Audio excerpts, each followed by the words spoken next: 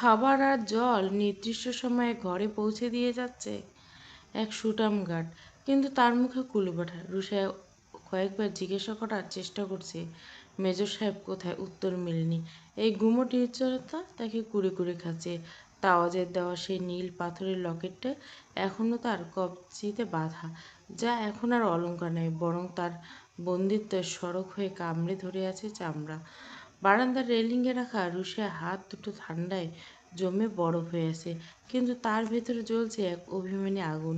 চারিদিকে পাহাড়ি নিস্তব্ধতাকে চিরে সে খুব নিচু স্বরে নিজেকেই যেন প্রশ্ন করল, মানুষটা নেই অথচ তার হুকুমের দেওয়ালে আমাকে চারপাশ থেকে আষ্টেপৃষ্টে চেপে ধরছে। তাওয়াজের ওয়াসিবের, আপনি কি আমাকে কেবল শাস্তিই দিচ্ছেন, নাকি নিজের অস্তিত্ব থেকে চিরতরে মুছে ফেলতে চাইছেন? কবজিতে পেঁচানো সেই নীল লকেটটার দিকে তাকিয়ে তার ঠোঁটের কোণে ফুটে উঠল এক বিষাক্ত হাসি। সে বিড়বিড় করে বলতে লাগলো, আপনার দেওয়া এই উপহারটা এখন আমার নারীর স্পন্দনের চেয়ে বেশি ভারী মনে হচ্ছে। এটা লকেট নয় তাজওয়ার, এ যেন আপনার আঙ্গুলের সেই নিষ্ঠুর চাপের এক স্থায়ী প্রতিচ্ছবি। আপনি পাশে না থেকে প্রতি মুহূর্তে বুঝিয়ে দিচ্ছেন, আমি আপনার অবাধ্য হতে পারি, কিন্তু মুক্ত হতে পারি না। বাতাসের শোষো শব্দে রুশিয়ার গলার স্বর কিছুটা বুঝে এলো, তবু সে থামল না। শূন্য দৃষ্টিতে আকাশের দিকে তাকিয়ে সে আবার বলল, নিস্তব্ধতা যে এত ভয়ঙ্কর হতে পারে তা এই 2 মাসে হাড়ে মাসও টের পাচ্ছি। আপনার ওই ভারী বুটের শব্দ আমি মনে প্রাণে ঘৃণা করতাম ঠিকই, কিন্তু এই মৃত নীরবতা যেন আমাকে জ্যান্ত কবর দিচ্ছে।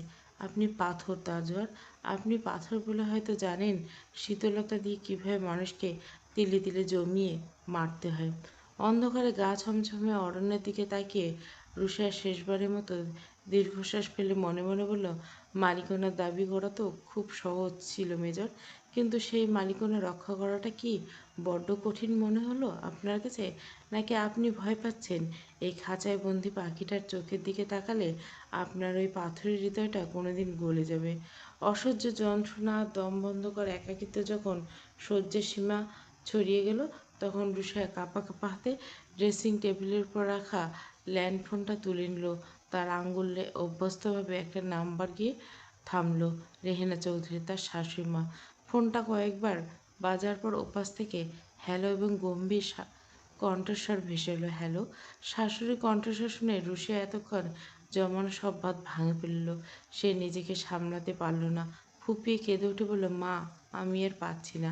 রেহেনা চৌধুরী চমকে উঠলেন না, বরং তার কণ্ঠে এক মায়াবী স্থিরতা খেলে গেল। তিনি নিচু স্বরে বললেন, রুশিয়া, মা, তুমি কাঁদছো কেন? কি হয়েছে আমাকে খুলে বলো। রুশিয়া ভাঙা গলায় সবটা উগরে দিল। তাজওয়ার সেই নিষ্ঠুর শাসন, তাকে এই পাহাড়ি বাংলোয় বন্দি করে রাখা, খুরুমের হাত থেকে বাঁচিয়ে আনার পর সেই ভয়ঙ্কর ব্যবহার, গত 2 দিনের নিখোঁজ থাকা সব কিছু। রুশিয়া কাঁদতে কাঁদতে বলল, মা, উনি আমাকে স্ত্রী নয়, নিজের সম্পত্তি ভাবেন। আমাকে তালাবদ্ধ করে রেখে উনি কোথায় চলে গেছেন কেউ জানে না। আমি কি কোনো অপরাধী মা? এভাবে খাঁচায় বন্দি হয়ে থাকার জন্য কি আমি আপনাদের বাড়িতে এসেছিলাম? ফোনের ওপাশে দীর্ঘ সময় নীরবতা বজায় উঠল। রুশিয়া শুধু শব্দ শুনতে পাচ্ছিল, শাশুড়ির দীর্ঘশ্বাস। কিছুক্ষণ পর রেহেনা চৌধুরী কথা বলতে শুরু করলেন। তার কণ্ঠস্বর এবার আরও গুরুগম্ভীর, কিন্তু অস্বাভাবিক রকমের নরম। রুশিয়া, শান্ত হও মা। তাজওয়ার যা করছে সেটাকে তুমি বন্দিত্ব বলছো, কিন্তু ওর কাছে ওটা হলো তোমাকে আগলে রাখা। তুমি তাজওয়ারকে চিনতে ভুল করছো মা। ও ছোটবেলা থেকে এমন। ও যাকে নিজের মনে করে তাকে হারানোর ভয়ে ও এক দুর্ভেদ্য দেওয়াল তুলে দেয়। ও হয়তো তোমাকে বোঝাতে পারেনি, কিন্তু ওই খনির অন্ধকারে যখন তুমি ছিলে, তাজের অবস্থা তখন কী হয়েছিল তা কেবল আমি জানি। ও তোমাকে বন্দি করেনি রুশিয়া, ও তোমাকে প্রোটেক্ট করতে চাইছে। রুশিয়ার কান্নার মাঝে বাধা দিয়ে বলল, প্রোটেক্ট করা মানে কি দরজার বাইরে থেকে বন্ধ করে রাখা? প্রোটেক্ট করা মানে কি আমাকে এভাবে অপমান করা? রেহনা চৌধুরী হাসলেন, তবে সে হাসিতে বেদনার সুর। তিনি বলতে শুরু করলেন, তুমি আজ নিজেকে বন্দি ভাবছো?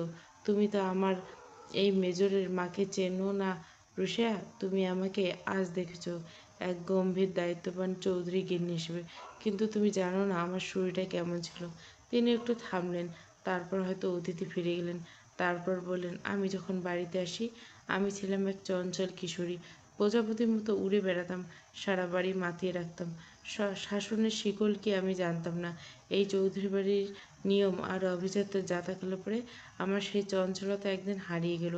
তাজওয়ার বাবা ছিল আরও কঠোর। আমার একটু ভুলে তিনি আমাকে দিনের পর দিন ঘরের কোণে বসিয়ে রাখতেন। তখন আমারও মতো হতো আমি বন্দি, মনে হতো আমার দম বন্ধ হয়ে আসছে। রেহেনা চৌধুরীর দীর্ঘশ্বাস এবার ফোনের উপর থেকে স্পষ্টভাবে শোনা গেল। তিনি বলতে লাগলেন, আমি অনেক লড়াই করেছি, কেঁদেছি, পালিয়ে যেতে চেয়েছি, কিন্তু একদিন এক চরম বিপদের মুহূর্তে আমি বুঝতে পারলাম সেই কঠোরতা আসলে ছিল আমার নিরাপত্তা। বাইরের পৃথিবীটা তোমার ওই কলেজের দিনগুলোর মতো রঙিন নয় রুষিয়া। বিশেষ করে তাজওয়ারের দুনিয়ায় বাস করে, যেখানে শত্রুর প্রতিটি ধুলোকণায় ওত পেতে থাকে। ও যখন বর্ডারে থাকে তখন ওর মন পড়ে থাকে এই বাংলোর চার দেওয়ালে। ও যখন তোমাকে তালা বন্ধ করে, তখন ও আসলে নিজেকে একটা আশ্বাস দেয়, যাই হয়ে যাক অন্তত তুমি নিরাপদ। তিনি আরও বলেন, এই সংসারে যাতাকলে পিষ্ট হতে হতে আমি একদিন বুঝলাম, দায়িত্ব মানে হলো নিজের ইচ্ছাকে অন্যের সুরক্ষার জন্য বিসর্জন দেওয়া। আমি চঞ্চল কিশোরী থেকে আজ এই অবস্থানে এসেছি, অনেকগুলো চোখের জল আড়াল করেছি, কিন্তু আজ যখন পেছনে ফিরে তাকাই দেখি আমার সন্তানদের নিরাপত্তা, এই পরিবারের সম্মান, সবাই গড়ে উঠছে সেই ত্যাগের উপর। রুষিয়া, তাজওয়ারের ভালোবাসা সহজ নয়। ও কোনো রোমান্টিক উপন্যাসের নায়ক নয় যে তোমাকে মিষ্টি কথায় ভোলাবে। ও এক নিষ্ঠুর যোদ্ধা। ওর ভালোবাসা মানে শাসন, ওর যত্ন মানে একাধিপত্য। রুষিয়া ফোনের রিসিভারটা কানে চেপে ধরে স্তব্ধ হয়ে রইল। শাশুড়ির জীবনে এই অপ্রকাশিত গল্প তাকে নাড়িয়ে দিল। রেহেনা বেগম আবারও নরম গলায় বলে, মা ধৈর্য ধরো, তাজওয়ার তোমার উপর জুলুম করছে না, ও আসলে লড়াই করছে নিজের ভেতরে ভয়টার সাথে। ও যদি ফিরে এসে দেখে তুমি শান্ত আছো, ও নিজের থেকে গলে যাবে। মনে রাখবে রুষিয়া, চৌধুরী বাড়ির পুরুষদের জয় করা কোনো ধৈর্য আর প্রজ্ঞা নয়, বিদ্রোহ দিয়ে নয়। আমি চাই না আমার মতো তুমিও বছরের পর বছর অভিমান নিয়ে কাটাও। তুমি তাজওয়াতের শক্তির জায়গা হমা, ওর দুর্বলতা নেয়। রুষিয়ার চোখে পানি আর গাল বেয়ে পড়ল না, বরং তার চোখের কোণে শুকিয়ে গেল। শাশুড়ির কথাগুলো তার মনের ভিতরে এক অদ্ভুত স্থিরতা নিয়ে এলো। সে বুঝতে পারল তাজওয়ার এই পাথর হওয়ার পিছনে হয়তো এক গভীর মমতা লুকিয়ে আছে, সে যা যা সে মেজরি অভিজাত্যের নিচে চাপা দিয়ে রেখেছে। ফোনের ওপাশ থেকে রেহেনা চৌধুরী শেষ কথাটি বললেন, তাজওয়ার নিশ্চয়ই আসবে মা, ও তোমাকে ছাড়া বেশিক্ষণ থাকতে পারে না। শুধু ও যখন আসবে ওকে অভিযোগ দিও না, বরং তোমার অস্তিত্বকে দিয়ে আগলে রেখো। দেখবে এই পাথরের দেওয়ালগুলো তখন তোমার জন্য নরম হয়ে গেছে। ফোনটা কেটে যাওয়ার পর অনেকক্ষণ রুষিয়া ওভাবে বসে রইল। বাইরে পাহাড়ি হাওয়ার তখনও শস্য শব্দ হচ্ছে, কিন্তু রুষাইয়ের মনের ভিতরে ঝড়টা যেন একটু শান্ত হয়ে গেল। সে তার কবজিতে পেঁচানো নীল লকেটটার দিকে তাকালো। যে চেনটা তাকে একটু আগে কামড়ে ধরেছিল, এখন সেটা যেন এক অদৃশ্য বাঁধনের মতো তার মনকে শান্ত করে দিল। সে ভাবল, হয়তো সত্যি মেজরের এই খাঁচাটা কেবল বন্দিশালা নয়, বরং এক অশান্ত পৃথিবীর মাঝে তার জন্য এক নিরাপদ দুর্গ। রুষাইয়া জানলার পর্দাটা একটু সরালো। মেঘ কেটে গেছে, দূরে পাহাড়ের চূড়ায় আল চাঁদের আলো দেখা যাচ্ছে। সে মনে মনে বিড়বিড় করলো, ফিরে এসুন তাজওয়ার, এবার আমি আর লড়াই করব না, আমি আপনাকে বোঝার চেষ্টা করব। শাশুড়ির সাথে কথা শেষ করে রুষিয়া মনের অস্থিরতা কিছুটা কমলে তাজওয়ারের জন্য এক তীব্র টান অনুভব করতে লাগলো। অনেক দ্বিধাদ্বন্দ্ব আর দোনমোনা কাটিয়ে অবশেষে সে কাঁপা হাতে তাজওয়ারের ব্যক্তিগত নাম্বারে কল দিল। বুকের ভিতর তখন দুরু দুরু কাঁপছে। ভাবছে কল ধরলে প্রথমে কী বলবে, অভিযোগ করবে নাকি জানতে চাইবে সে কেমন আছে। কিন্তু ফোনের ওপাশ থেকে কল রিসিভ হতে রুষিয়া পাথর হয়ে গেল। কোনো গম্ভীর পুরুষের কণ্ঠস্বর নেই, বরং এক অন্তত মিষ্টি ও রেশমি মেলি আওয়াজে ভেসে আসলো, হ্যালো, কে বলছেন? রুষিয়ার হাতের তালু ঘামতে শুরু করলো। তাজওয়ার ফোনে এই গভীর রাতে অন্য এক নারী কণ্ঠ। মেয়েটি আবার বলে, হ্যালো, তাজওয়ার তো এখন একটু ব্যস্ত আছে, কোনো মেসেজ থাকলে আমাকে বলতে পারেন। রুষিয়ার কানে শব্দগুলোর জন্য তপ্ত সীসার মতো বিঁধল। পাহাড়ের হিমশীতল রাতে রুষিয়ার হাত থেকে ফোনটা পড়ে গেল, কিন্তু তার বুকের ভেতরটা যেন খান খান হয়ে গেল। শাশুড়ি বলছে, তাজওয়ার তোমাকে বোঝার চেষ্টা করছে, কিন্তু এই মুহূর্তে এই কথাগুলো তাকে আরও বেশি পুড়িয়ে দিচ্ছে। সে ধীরে ধীরে কবজির নীল লকেটটার দিকে তাকালো। এবার তার চোখে জল নেই, আছে শুধু এক শীতল সিদ্ধান্ত। রুষা ফোনটা কেটে দেওয়ার পর কিছুক্ষণ স্তব্ধ হয়ে বসে রইল। ওর মাথায় কেবল একটাই চিন্তা, তাজওয়ারের ফোন। এত রাতে এই মেয়েটার কণ্ঠ কেন? তবে কি শাশুড়ির কথাগুলো সব ভুল? তাজওয়ার কি প্রোটেকশনের নামে আসলে অন্য কারোর সাথে সময় কাটাচ্ছে? অপমানে এবং অবিশ্বাসে ওর বুকটা ফেটে যেতে লাগলো। অন্যদিকে রুষিয়া কলটা কেটে দেওয়ার পর অহনা তাজওয়ারের দিকে তাকিয়ে ঘুমট গেল বলে, এটা কেন করলি তাজ? মেয়েটা তো তোর উপরে ওপারে অপেক্ষা করছে, নিশ্চয়ই টেনশন করবে। ও তো তোকে কল দিয়েছিল, ধরলি না কেন? তাজওয়ার ল্যাপটপ থেকে চোখ না সরে চরম উদাসীন করে বলে, জানিস না, ওই মেয়ে জানলই না ওর জন্য আমি কী কী করছি, ইভেন এখনও করতেছি। অথচ বলে নাকি আমি তাকে বন্দি করছি। একটু থেমে আবারও উদাস কণ্ঠে বলে, ছাড় তো, ওর আবার আমার জন্য টেনশন। নিশ্চয়ই মায়ের চাপে পড়ে কল করছে। আমার কাজ আমি করছি, তাই ওকে টেনশন করতে হবে না। তাজওয়ারের এই দায়সারা উত্তরে অহনা মনকে শান্ত করতে পারল না। ও বুঝল তাজওয়ার হয়তো নিজের ভয়ের দেওয়ালটা আরও শক্ত করছে, কিন্তু রুশিয়ার মনে এত বড় আঘাত লাগতে পারে। অহনা তাজওয়ারের কথাগুলো শুনে হতাশ হয়ে উঠল। সে বলল, তাজ, তুই কি বুঝছিস? বল, মানছি রুশিয়া একটু অবুঝ, ও স্বাধীন চেতা মেয়ে। তোর এগুলো ওর কাছে বন্দি করার তো মনে হবে, এটাই স্বাভাবিক। কিন্তু তোর এই নির্বিকার ভাবটা মেয়েটার মনে অনেক বড় একটা আশঙ্কার জন্ম দিতে পারে। অন্তত ওকে কল দিয়ে জানিয়ে দে যে তুই ঠিক আছিস। তাজওয়ার তখনও ওর কথায় কান না দিয়ে বলল, অত শত ভাবতে গেলে আমার কাজ হবে না। ও এখন টেনশন করুক, পরে বুঝিয়ে দেব। এখন আমাকে কাজে মন দিতে দে। অহনা কিছুক্ষণ তাজওয়ারের মুখের দিকে তাকিয়ে থেকে আবারও ঝাঁঝিয়ে উঠে বলল, দায়িত্ব মানে কি শুধু ঘরের দরজায় তালা লাগিয়ে রাখা তাজ? ওর মানসিক অবস্থাটা বোঝার কি কোনো দায় নেই তোর? মেয়েটা তোর আশ্রয়ে আছে, কিন্তু তুই ওকে একটা যন্ত্রের মতো অবহেলা করছিস। তাজওয়ার এবার হাতের কাজ থামিয়ে অত্যন্ত গম্ভীর গলায় জবাব দিল, অহনা, ওর নিরাপত্তা নিশ্চিত করা আমার প্রধান দায়। ওর সব আবেগের ভার নেওয়া নয়। খুররুমের আতঙ্ক থেকে ও এখন অনেক দূরে আছে এবং সুস্থ আছে।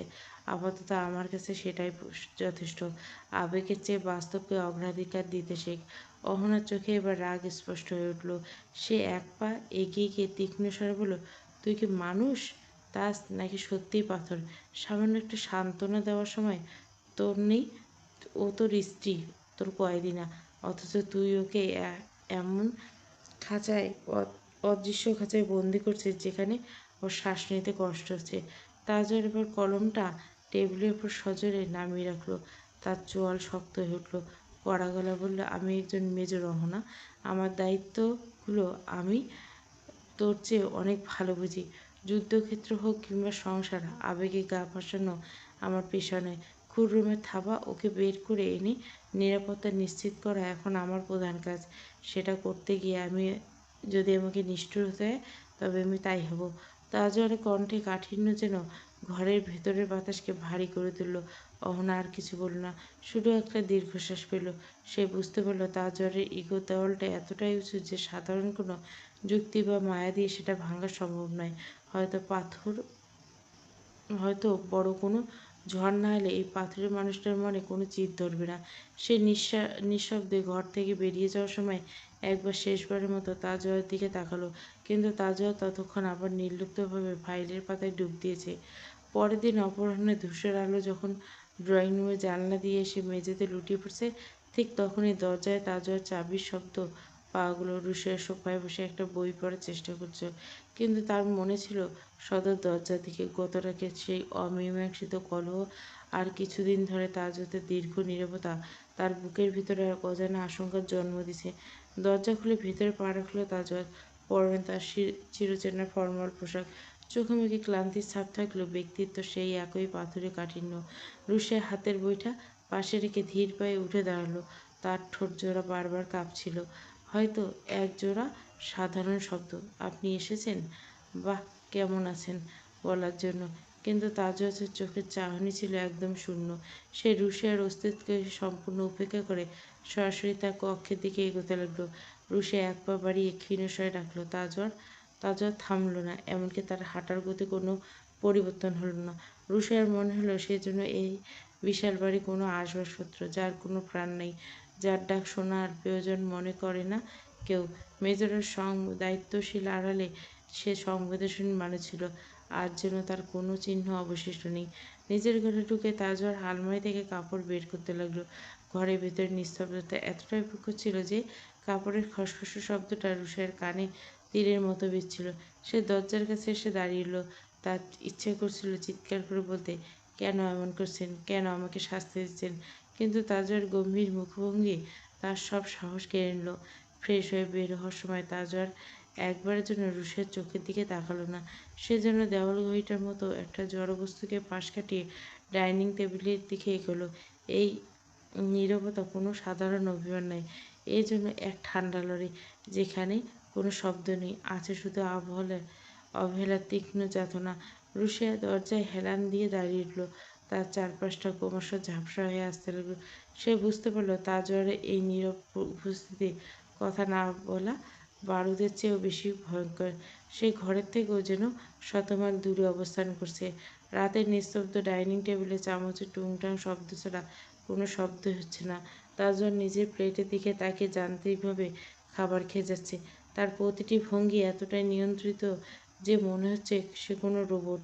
রুষা অনেকক্ষণ ধরে সাহস সঞ্চয় করছিল।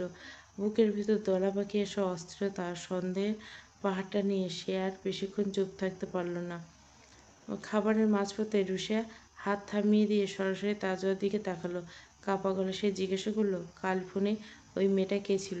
আর আপনিই বা এই দুদিন কোথায় ছিলেন? আমাকে কি একবারও জানানোর প্রয়োজন মনে করেননি যে আপনি কেমন আছেন? তাজওয়ার জীবনও থামল। ধীরে ধীরে গ্লাসটা হাতে নিয়ে জল পান করলো। তারপর মুখ মুছে অন্তত নির্লিপ্তভাবে রুষার চোখের দিকে তাকালো। তার চোখে কোনো অপরাধবোধ নেই, এমনকি কোনো কৈফিয়ত দেওয়ার তাগিদ নেই। সে শান্ত গলায় বলল, কে ফোন ধরেছিল আর আমি কোথায় ছিলাম সেটা আপনাকে চিন্তা করতে হবে না। আপনার জানার পরিধির বাইরে অনেক কিছু থাকে, যা যা না জানাই আপনার জন্য মঙ্গল। রুষার চোখের কোণে জল চিকচিক করে উঠল। সে ফুঁসে উঠল, বলল, কেন চিন্তা করব না? আমি কি আপনার কেউ নেই?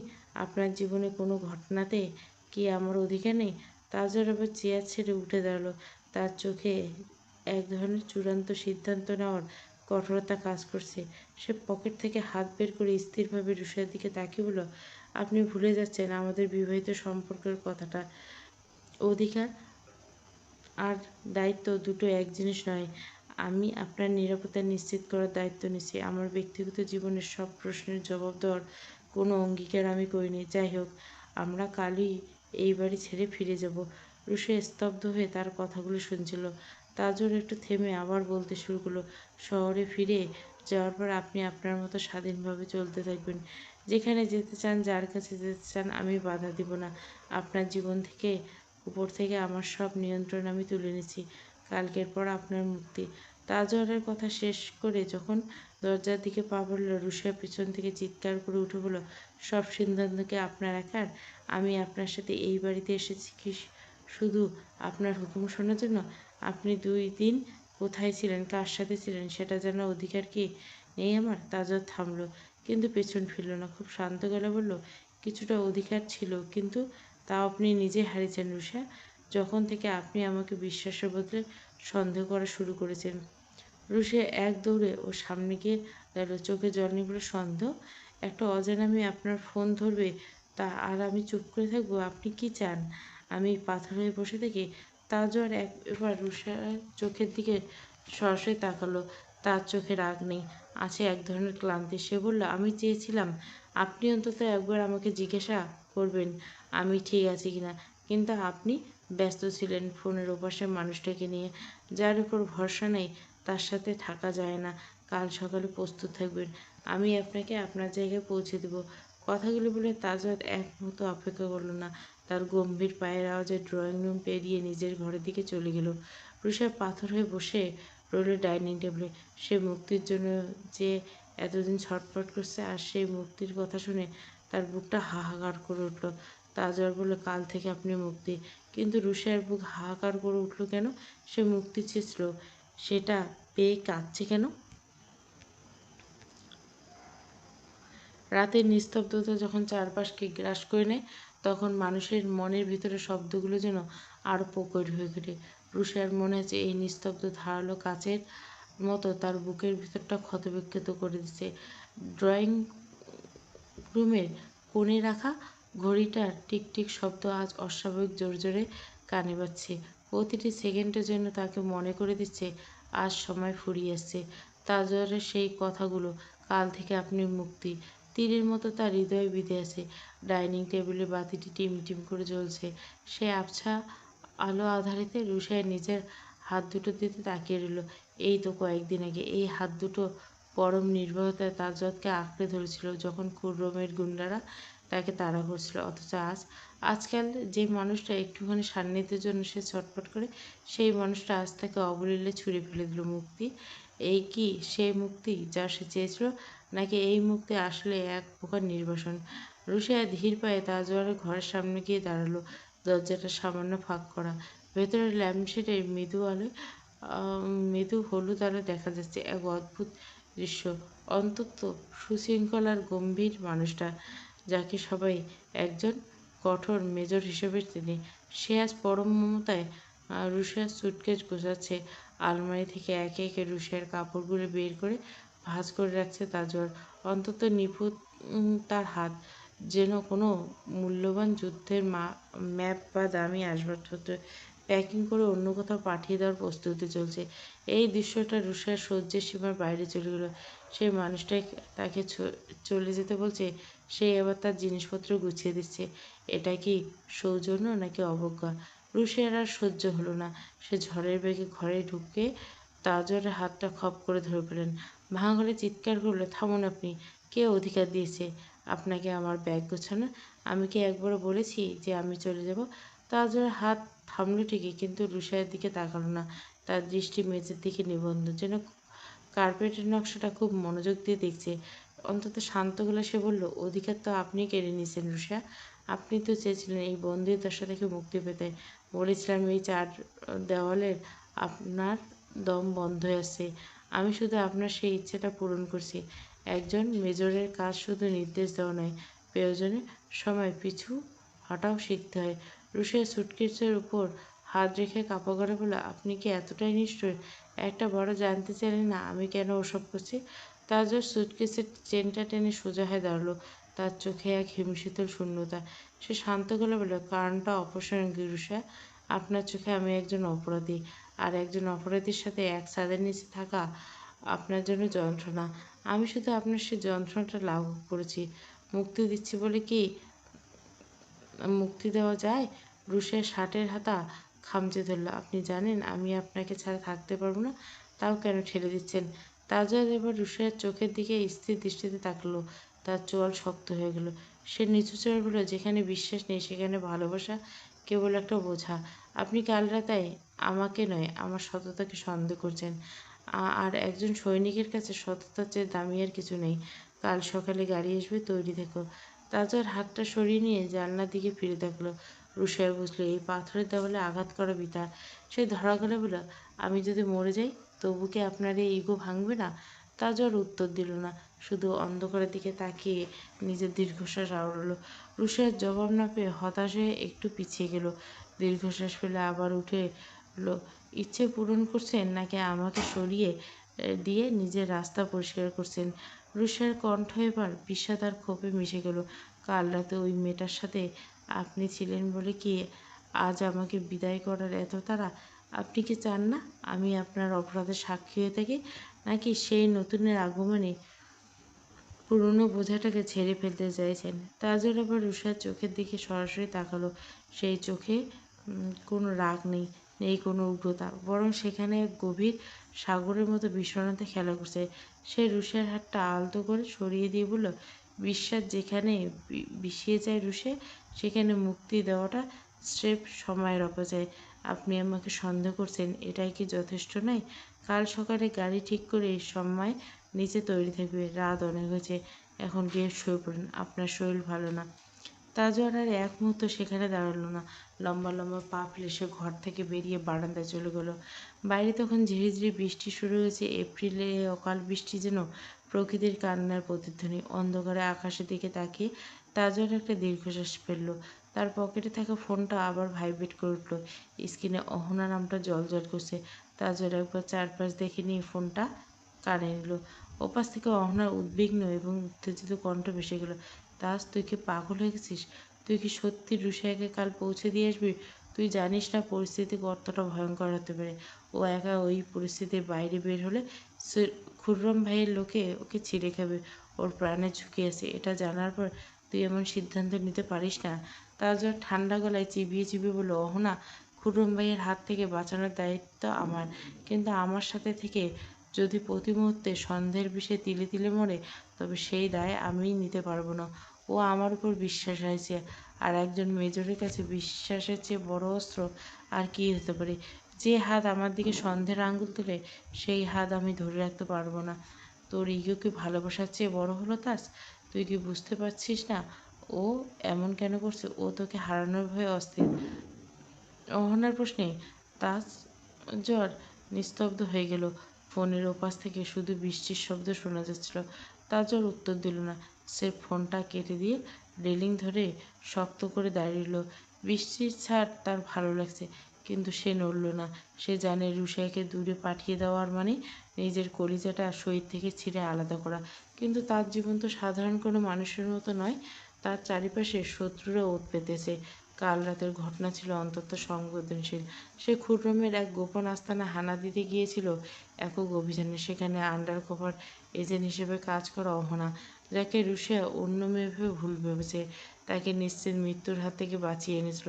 সেই পেশার খাতে সে সব সত্য রুশিয়াকে বলতে পারছে না, আর এই না বলতে পারা তাদের মধ্যে দুর্ভেদ্য দেওয়াল তুলে দিছে।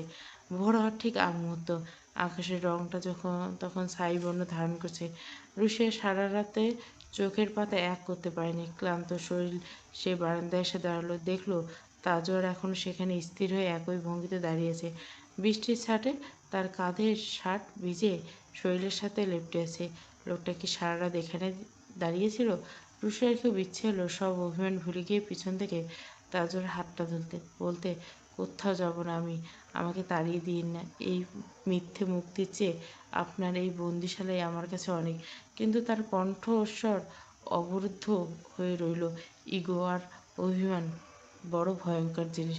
এটি ভালোবাসার চেয়েও দ্রুত গতিতে জয়ী হয়। নিচে গাড়ির হর্ন শোনা গেল। তাজওয়ার ঘড়ি দেখল, সময় হয়ে গেছে। সে রুশিয়ার দিকে না দেখে ভেতরের দিকে হাঁটা দিল। রুশিয়া বুঝল এই মানুষটা তার সিদ্ধান্ত অনড়। সে কি সত্যিই তাকে দিয়ে আসবে? এরপর তাদের বিচ্ছেদ হয়ে যাবে। ভাবতে রুশিয়ার বুকটা খামচে ধরল। শহরের এক অন্ধকার ঘরে খুররম ভাই এবং তার অনুচরদের দিকে তাকিয়ে অট্টহাসি দিচ্ছে। তার হাতে রুশিয়ার একটা ছবি। মেজরের তার ঢাল সরিয়ে নিচ্ছে। এবার খেলা শুরু হবে আমাদের। ভোরের আলো তখনও পুরোপুরি ফুটেনি। কুয়াশা আর বৃষ্টির এক অদ্ভুত মিশেলে চারপাশটা ঝাপসা হয়েছে। রুশিয়া দরজার চৌকাঠে পাথরের মূর্তির মতো দাঁড়িয়ে রইল। তার সামনে রাখা সেই সুটকেস এখন কেবল একটা ব্যাগ নয়, তাদের বিচ্ছেদের দলিল। তাজওয়ারের ঘর থেকে বেরিয়ে আসার সময় একবারও রুশিয়ার দিকে তাকালো না। তার পরনে কালো শার্ট, হাতাগুলো কনুই পর্যন্ত গোটানো। বৃষ্টির ছাটে ভেজা চুলগুলো কপালে এসে লেপ্টে আছে, যা তার গম্ভীর চেহারাকে আরও রহস্যময় করে তুলছে। গাড়ির নিচে দাঁড়িয়ে আছে। চলুন। তাজওয়ারের কণ্ঠস্বর এতটাই শীতল যে রুশিয়ার মনে হলো তার মেরুদণ্ড দিয়ে একটা হিমস্রোত বয়ে গেল। রুশিয়া নড়ল না। সে অপলক দৃষ্টিতে তাজওয়ারের চোয়াল কঠিন রেখাগুলোর দিকে তাকিয়ে রইল। মনে মনে চিৎকার করে বলতে চাইল, কেন করছেন এমন? কেন আমাকে এই নরকে ঠেলে দিচ্ছেন? কিন্তু তার অভিমানী ঠোঁট দুটো শক্ত হয়ে এঁটে রইল। সে সুটকেসকে আর নিজে হাতে তুলে নিল। তাজওয়ার একবার হাত বাড়াতে গিয়েও থেমে গেল না। হয়তো সে চায় না এই মুহূর্তে কোনো স্পর্শ তাদের সংকল্পকে দুর্বল করে দেয়। সেই দিয়ে নামার সময় প্রতিটি ধাপ মনে হচ্ছিল এক একটা দীর্ঘশ্বাস। নিচে রাখা কালো গ্লাস লাগানো এসইউভি গাড়িটা এক্সইউভি গাড়িটা ইঞ্জিন স্টার্ট দিল। ড্রাইভারের আসনে বসে আছে তাজওয়ার বিশ্বস্ত সহকারী আবির। রুশিয়া পেছনের সিটে গিয়ে বসল। তাজওয়ার বসল সামনে। পুরো পথ কেউ কারোর সাথে কথা বলল না। গাড়ি এসি আর বাইরের বৃষ্টির টুপটাপ শব্দ ছাড়া পুরো কেবিন জুড়ে এক শ্বাসরুদ্ধকর নীরবতা। রুশিয়া জানলার বাইরে তাকিয়েছিল। শহর আস্তে আস্তে জেগে উঠছে। সে ভাবছে আজ তার ঠিকানা কোথায়? তাজওয়ার তাকে ঘৃণা করতে শুরু করছে। গাড়িটি যখন শহরের মূল জনপদ ছেড়ে নির্জন হাইওয়ের দিকে মোড় নিল, তখন রুশের খটকা লাগলো। সে সামনের দিকে ঝুঁকে উঠল। আমরা কোথায় যাচ্ছি? এটা তো আমার বাড়ির রাস্তা নয়। তাজওয়ার উত্তাল রাস্তার দিকে তাকিয়ে থেকে নির্লিপ্ত গলায় উত্তর দিল, আপনার বাড়ির চারপাশে খুররম ভাইয়ের লোক সেট করে রেখেছে। সেখানে যাওয়া মানে নিশ্চিত মৃত্যু। আমি আপনাকে মুক্তি দিচ্ছি ঠিকই, কিন্তু মরতে দিতে পারি না। তাহলে কোথায় নিয়ে যাচ্ছেন? রুশের কণ্ঠে এবার ভয়ের চেয়েও বিস্ময় বেশি। তাজওয়ার জবাব দিল না। আবির গাড়িটিকে একটা পুরনো ইটের ভাটার পাশ দিয়ে সরু রাস্তায় নামিয়ে দিল। প্রায় আধ ঘন্টা পর গাড়িটি এসে থামল একটি পরিত্যক্ত বাগান বাড়ির সামনে। জর্জীর্ণ দেওয়াল আর বড় বড় গাছগাছালি ঘেরা এই জায়গাটা দেখলে বোঝা যায় এখানে কেউ সচরাচর আসে না। তাজওয়ার গাড়ি থেকে নেমে রুশের পাশের দরজাটা খুলে দিল। এখানে নামুন, আপাতত এটাই আপনার নিরাপদ আশ্রয়। রুশিয়া গাড়ি থেকে নেমে চারপাশটা দেখলো। এক অজানা আতঙ্কেও তাকে ঘিরে দিল। আপনি কি আমাকে এখানে বন্দি করে রাখবেন, এই জঙ্গলের মধ্যে? তাজওয়ার এবার রুশিয়ার খুব কাছে এসে দাঁড়ালো। বৃষ্টির ছিটেফোঁটা তাদের দুজনের মাঝখানে এক অদৃশ্য পর্দা তৈরি করেছে। তাজওয়ার নিঃশ্বাস বলল, এটা বন্দিশালা নয় রুশিয়া, এটা আপনার জীবনে রক্ষা কবচ। খুররম ভাই জানে আমি আপনাকে আপনার বাড়িতে বা কোনো পরিচিত জায়গায় পৌঁছে দেব। সে সেখানেই পাহারা দিচ্ছে। এই বাগান বাড়ি খবর কেবল আমি আর আবির জানি। এখানে অহনা আসবে কিছুক্ষণ পর। সে আপনার খেয়াল রাখবে। অহনা নামটা শুনেই রুষার ভেতরে ঘুমিয়ে থাকা ক্ষোভটা আবার জেগে উঠল। ও তাই বলুন, সেই মেয়েটার হাতেই আমাকে সঁপে দিচ্ছেন, যার সাথে আপনি সারা রাত কাটিয়েছেন। আপনার সেই আন্ডার কভার এজেন্ট। তাজওয়ারের চোখ দুটো এবার আগুনের মতো জ্বলে উঠল। সে রুশিয়ার হাত শক্ত করে ধরল। রুশিয়া, আপনার ইগো আর সন্দেহ করার ক্ষমতা আজ একটু বিশ্রামে দিন। কাল রাতে খুররম যে আস্তানায় আমি হানা দিয়েছিলাম, সেখানে বিস্ফোরণ হওয়ার কথা ছিল। অহনা যদি জীবনের ঝুঁকি নিয়ে আমাকে সেখান থেকে না বের করত, তবে আজ আপনি এখানে আমার সামনে দাঁড়িয়ে ঝগড়া করার সুযোগ পেতেন না। কাল সকালে আপনার সামনে দাঁড়িয়ে থাকা মানুষটা হতো আমার লাশ। রুশিয়া স্তব্ধ হয়ে গেল। হাত থেকে সুটকেসটা পড়ে গেল। সে অস্ফুট স্বরে বলল, বিস্ফোরণ? আপনি আপনি ঠিক আছেন? তাজওয়ার একটা হাতটা ছেড়ে দিয়ে একটা তাচ্ছিল্যে হাসি আসলো। এখন আর জেনে কী লাভ? আপনি তো বিশ্বাস হারিয়েছেন। আমার শরীরে আজ হয়তো কালশিটে দাগ বা ক্ষত আছে, কিন্তু আপনি তো শুধু অন্য মেয়েকেই দেখলেন। আমার রক্ত মেশানো ঘাম আপনার চোখে পড়েনি? রুশিয়া অপরাধবোধে কুঁকড়ে রইল। সে কিছু বলতে চাইল, কিন্তু তার আগে একজোড়া বাইকের আওয়াজ শোনা গেল। দুজন লোক হেলমেট পরা অবস্থায় বাগানবাড়ির দিকে আসছে। তার যা চোখ মুহূর্তে বদলে গেল। সে আবিরের দিকে তাকিয়ে বলে উঠল, ও শেট, এরা এখানে কীভাবে আসলো? পরে সে কোমরে গোঁজা বের করে আবিরের দিকে ইশারা করলো। ওরা পৌঁছে গেছে, আবির পজিশন নাও। তাজওয়ার গড়লে উঠল। সে রুশিয়াকে এক ঝটকায় টেনে ঘরের ভিতর নিয়ে গেল। রুজিয়া, দরজা আটকে মাথা নিচু করে বসে থাকুন, এক চুলও নড়বেন না। বাইরে তখন গুলির শব্দ শুরু হলো। খুররমের ভাই এত সহজে হাল ছাড়েনি। তারা গাড়ির জিপিএস ট্র্যাকিং না করে পারলে তাজওয়ারের ইউনিটের কোনো বিশ্বাসঘাতকের মাধ্যমে এই খবর পেয়ে গেছে। তাজওয়ার দরজার আড়াল থেকে নিখুঁত নিশানায় গুলি ছুটতে লাগলো। তার মেজাজি সত্তা এখন পুরোপুরি জেগে উঠছে। সে এখন প্রেমিক নয়, সে এখন দেশের দুর্ধর্ষ এক মেজর। হঠাৎ একটা গুলি জানলার কাঁচ ভেদে ভেতরে চলে এলো। রুশিয়া আত্মচিৎকার করে উঠল। তাজওয়ার পেছনে ফিরে দেখলো রুশিয়া অক্ষত আছে কিনা। সেই এক মুহূর্তে অসাবধানতায় একটা বাইক আরোহী তাজওয়ার কাঁধ লক্ষ্য করে গুলি ছিল। তাজওয়ার! রুশিয়ার চিৎকার বন কাঁপিয়ে উঠল। তাজওয়ার বাম কাঁধ বেয়ে গড়িয়ে পড়ছে, কিন্তু তার চেহারায় ব্যথার কোনো চিহ্ন নেই। সে দাঁতে দাঁত চেপে এক হাতে গুলি চালিয়ে সেই বাইক আরোহীকে ধরাশায়ী করল। বাইরে আবিরের হাতে বাকি দুজনের কুপোকাত। চারপাশে আবার শান্ত হয়ে গেল। তাজওয়ার টলতে টলতে দেওয়ালের সাথে হেলান দিয়ে বসে পড়ল। রুশে দৌড়ে এসে তার পাশে বসল। তার হাত কাঁপছে। সে তাজওয়ারের রক্ত সামলানোর জন্য নিজের ওড়নাটা ছিঁড়তে শুরু করল। আমাকে ক্ষমা করে দিন তাজওয়ার, আমি আপনাকে চিনতে ভুল করেছি। প্লিজ, আপনার কিছু হতে দেব না আমি। রুশিয়া ডুকরে কেঁদে উঠল। তাজের ফ্যাকাশে মুখে একটু হাসল। রুশিয়ার চোখের জলটা নিজের আঙুল দিয়ে মুছিয়ে দিয়ে বলল, আমি তো বলছি রুশিয়া, আপনাকে রক্ষা করা আমার দায়িত্ব। আমার জীবন গেলেও আমি আপনাকে খুররমের হাতে পড়তে দেব না। আর তবে হ্যাঁ, আজকের পর থেকে আপনি সত্যি মুক্তি, কারণ আমার মতো অনিশ্চিত মানুষের সাথে আপনার জীবন নিরাপদ নয়। রুশিয়া মাথা নেড়ে চিৎকার করল, না, আমি এই মুক্তি চাই না। আমি আপনার এই ক্ষতবিক্ষত ভালোবাসার মাঝে বন্দি থাকতে চাই।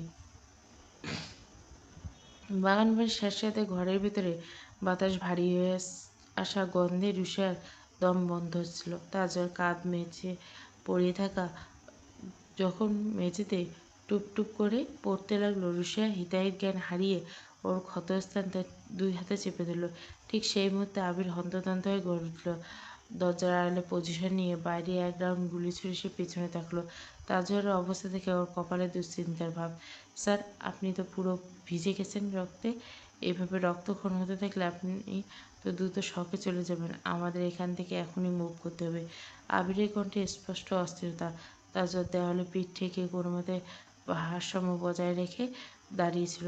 ব্যথায় তীব্রতায় আর শক্ত চোয়াল হয়ে এলো কণ্ঠস্বর এখনো হুকুমের সুরে অবিচল।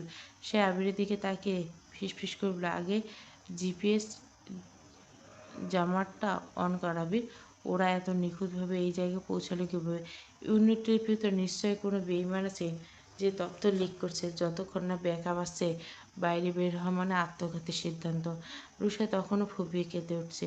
ওর 2 হাত তাজওয়ারের রক্তে লাল হয়ে গেছে। সে কম্পিত গলায় বলল, আপনার এই অবস্থার জন্য আমি দায়ী তাজওয়ার। আমি যদি কাল রাতে ওভাবে জেদ না করতাম তাহলে আপনি আজ নিরাপদ থাকতেন। জাওয়াদ ভাই, ওনাকে ধরুন। আমাদের কিচ্ছু করতে হবে না। ওনার শরীরে যে বরফ আছে। আবির এক মুহূর্তের জন্য রুষার দিকে তাকিয়ে শান্ত করার চেষ্টা করলো। ম্যাম, নিজেকে সামলান। স্যারকে বাঁচানো এখন আমার প্রধান লক্ষ্য। কিন্তু বিপদ বাড়ছে। বাইরে আরও কয়েকটা গাড়ি আসার শব্দ। ওরা চারপাশ থেকে আমাদের ঘিরে ধরেছে। তার যা দৃষ্টি ঝাপসা হয়ে আসছে, কিন্তু তার লড়াকু সত্তা হার মানতে রাজি নেই। সে আবিরের শার্টের কলার খপ করে ধরে নিজের কাছে টেনে নিল। অন্তত নিচু কিন্তু কঠোর স্বরে বলল, আবির, আমার কথা মন দিয়ে শোন। যদি পরিস্থিতি একদম হাতের বাইরে চলে যায়, তবে আমাকে এখানে রেখে তুমি রুষিয়াকে নিয়ে পেছনের সুড়ঙ্গ দিয়ে বেরিয়ে যাবে। এটা আমার শেড অর্ডার। কক্ষনো না। রুষিয়া তাজওয়ারের বুকে ঘেঁষে দাঁড়িয়ে প্রায় চিৎকার করে উঠল, আপনি অর্ডার দিলে কি আমি আপনাকে ফেলে চলে যাব ভেবেছেন? আমি কোথাও যাব না। মরতে হলে একসাথে মরব। আবির এবার অবাধ্য হওয়ার সাহস দেখালো। সে তাজওয়ার চোখের দিকে তাকে সরাসরি বলল, স্যার, সারা জীবন আপনার সব হুকুম তামিল করেছি, কিন্তু মাফ করবেন। আপনাকে এই জমি মানুষে টানাটানি ফেলে রেখে আমি ম্যামকে নিয়ে যেতে পারবো না। আমরা একসাথে লড়বো, নয়তো একসাথে শেষ হবো। তাজওয়ার এবার এক অদ্ভুত দৃষ্টিতে রুষিয়ার দিকে তাকালো। তার বিবর্ণ ঠোঁটের খনিকে এক চিলতে হাসি ফুটল। সে ধরা গলে বলল, বড় জেদি আপনি রুষিয়া। আমার মতো পাথরের সাথে থাকলে কেবল কষ্টই পাবেন। তবুও কেন আমার সাথে মরতে চান? রুষিয়া এবার অশ্রুসূক্ত চোখ মুছে তাজওয়ারের কপালে কপাল ঠেকে বলল, কারণ পাথরের ভেতরে যে ভালোবাসার ঝর্ণা থাকে সেটা আমি কাল রাতে বুঝে ফেলছি তাজওয়ার। এখন আর পালানোর পথ নেই। বাইরে আবারও গর্জে উঠল আগ্নেয়াস্ত্র।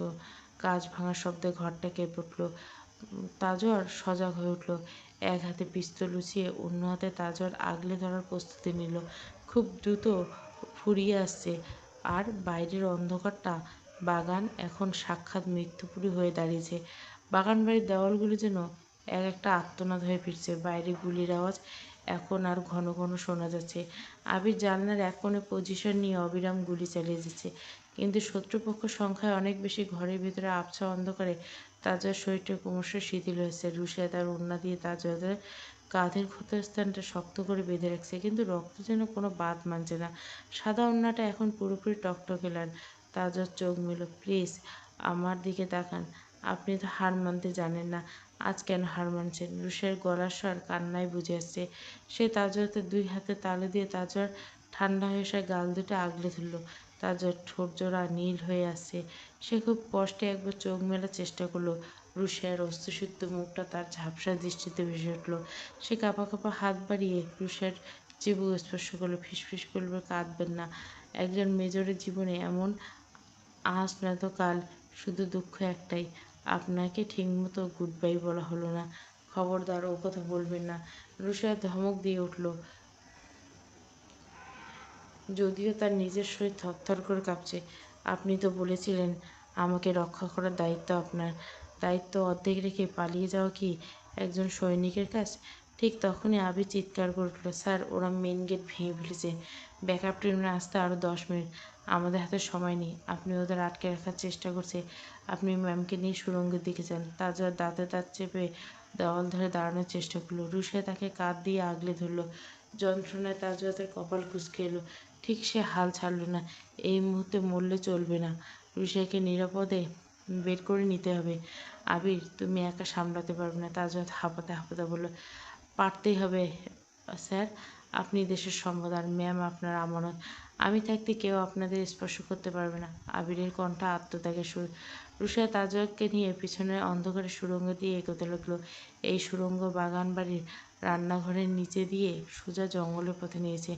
অন্ধকার স্যাঁতসেঁতে পথ, দেওয়ালে শ্যাওলা জমেছে। তাজওয়ার পুরো শরীর এখন রুষার উপর ভর দিয়েছে। রুষা কোনোদিন ভাবেনি তার ভিতরে এত শক্তি। ভালোবাসার মানুষকে বাঁচানোর তাগিদে বোধহয় মানুষকে পাহাড়ে ডিঙানোর ক্ষমতা দেয়। সুড়ঙ্গের মাঝামাঝি আসতে পেছন থেকে একটা বিকট বিস্ফোরণের শব্দ শোনা গেল। পুরো সুড়ঙ্গটা কেঁপে উঠল। ধুলো আর ধোঁয়ার অন্ধকার আরো ঘন হয়ে গেল। আবির! তাজওয়াত আর্তনাদ করে উঠল। সে বুঝতে পারল আবির তার কাছে থাকা শেষ গ্রেনেডটা ব্যবহার করছে শত্রুদের পথ রুখতে। কিন্তু এটায় আবিরের কী হলো তা জানার উপায় নেই। সুড়ঙ্গের শেষ প্রান্তে ওরা যখন পৌঁছল তখন ভোরের আলো ফুটছে, কিন্তু ওই আলোয় কোনো শান্তি নেই। সামনের ঘর জঙ্গলটা এখন জমের আস্তানা। তাজওয়ার আর হাঁটতে পারছে না। সে বনের একটা বড় বটগাছের নিচে বসে পড়ল।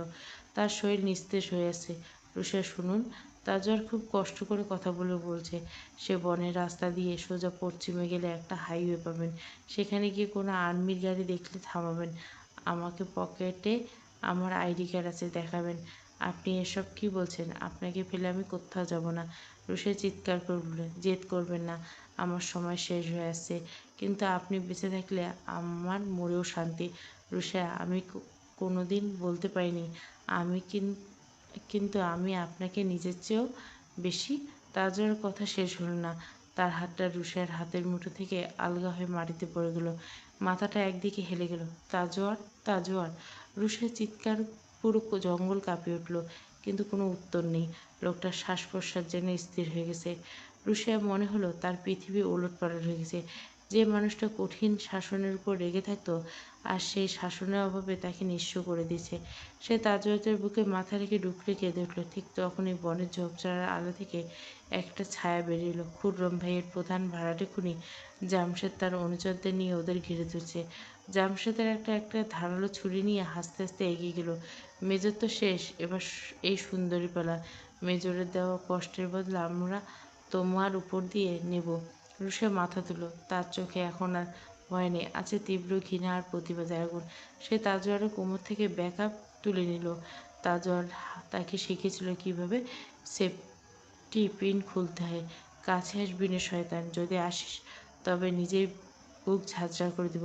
রুষায়ের কণ্ঠে মেজরের সেই চিরচেনা কাঠিন্য। জামশেদ হাসল। মেম সাহেব বন্দুক চালাতে জানেন? দেখান তো দেখি। সে যখন এক কদম এগিয়ে এলো, রুষার টিকের চেপে দিল। বনের নিস্তব্ধতা চিরে গুলির শব্দ শোনা গেল। জামশেদের পায়ে গুলি লাগলো। সে আর্তনাদ করে মাটিতে পড়ে গেল। ঠিক সেই মুহূর্তে আকাশের বুক চিরে ডানা ঝাপটানোর শব্দ শোনা গেল। 3টে ব্ল্যাক বড় হেলিকপ্টার জঙ্গলের উপর দিয়ে উঠছে। নিচে শত শত কমান্ডার বাহিনী জঙ্গল ঘিরে ফিরছে। অহনা তার টাইম নিয়ে জঙ্গল চিরে কমান্ডারের সেলে এন্ট্রি নিচ্ছে। Hands up! এক চুলো নড়লে মাথা উড়িয়ে দেব! অহনা গর্জে উঠল। খুররমের লোকগুলো কোনো প্রতিরোধ ছাড়া আত্মসমর্পণ করল। অহনা দৌড়ে এসে রুষার পাশে বসল। তাজওয়ারের অবস্থা দেখে তার মুখটা ফ্যাকাশে হলো। মেডিক, জলদি এসো এখানে। মেজরের পালস খুব দুর্বল, কিন্তু এখনো আছে, জলদি! অহনা চিৎকার করে উঠল। রুষা অবিশ্বাস্য চোখে তাকিয়ে রইল। তাজওয়ার বেঁচেছে, তবে কি তার প্রার্থনা কবুল হলো? স্ট্রেচার করে যখন তাজওয়ারকে হেলিকপ্টার দিকে নিয়ে যাওয়া হচ্ছিল, রুষা তখন হাতটা ছাড়ল না। আর্মি হাসপাতালে অপারেশন থিয়েটারে সামনে 3 ঘন্টা ধরে রুষা বসে আছে। তার রক্তমাখা কাপড় কেউ পাল্টাতে পারেনি। অহনা এসে রুষার কাঁধে হাত রাখল। নিজেকে সামলান রুষা, তাজওয়ার একজন যোদ্ধা। ও এত সহজে আপনাকে ছেড়ে যাবে না। অহনার গলার স্বর এবার অনেক নরম।